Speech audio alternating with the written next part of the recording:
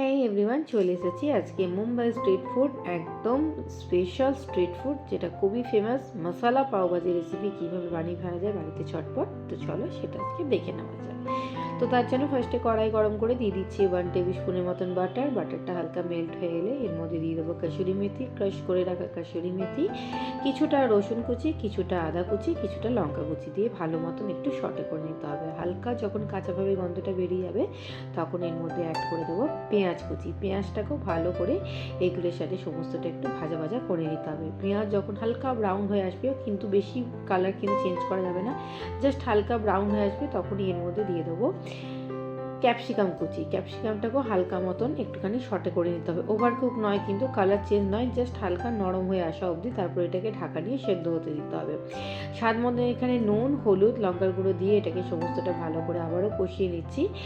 ভালো মতন যখন কষানো হয়ে যাবে তখন এর মধ্যে অ্যাড করব একটা বড় সাইজের টমেটো কুচি। আমারটা টমেটোটা অনেকটাই বড় ছিল, সেক্ষেত্রে তোমাদের বড় হলে একটা, ছোট হলে দুটো টমেটো কুচি দিয়ে ভালো মতন কষিয়ে নেবে।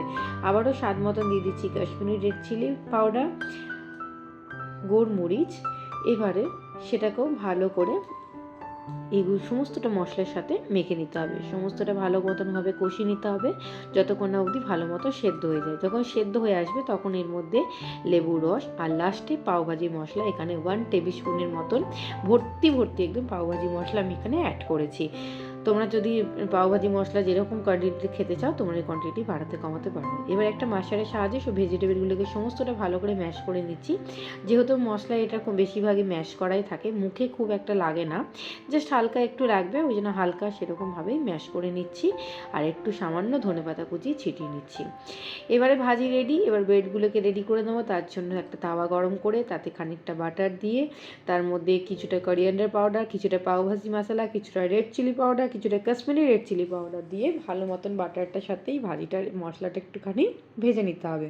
তারপরে এরকম পাওয়ের ব্রেডগুলো নিয়েছি, সেটা মিডিল থেকে কেটে ওপিট এই বাটারের সাথে ভালো মতন করে সমস্ত দিকে লাগিয়ে নিতে হবে। এতে করে বাটারের ফ্লেভারটা খুব সুন্দর আসে, আর যে ভাজিটা আছে ভাজি ফ্লেভারটা আরও সুন্দরভাবে ইনহেন্স হয়ে ফুটে বেরিয়ে আসে। তো চলো, আমাদের মশালা পাওভাজি একদম রেডি। সুন্দরভাবে ব্রেডগুলো এপিট শেখা হয়ে গেছে। তোমরা চাইলে এর ওপর থেকে আরও লঙ্কা কুচি স্প্রিঙ্কেল করতে পারো, লেমন দিতে পারো। তো আমি এটা এখানেই রেখেছি, কারণ কি এটাকে আমি এমনি একটা ভাজা লঙ্কার সাথে পুদিনা মিট লেমন চাটনির সাথে স্যালাডের সাথে সার্ভ করব। তো আশা করছি এই মশালা পাওভাজি রেসিপিটা তোমাদের সকলকার খুব মন জয় করেছে। আমার ইউটিউব চ্যানেলে তো পাওভাজি রেসিপি এমনিই আছে, ওটা যেরকম সিম্পল পাওভাজি হয় সেরকম আমি একটা সিম্পল পাওভাজি রেসিপি করেছিলাম, কিন্তু এটা হচ্ছে মশালা পাওভাজি রেসিপি।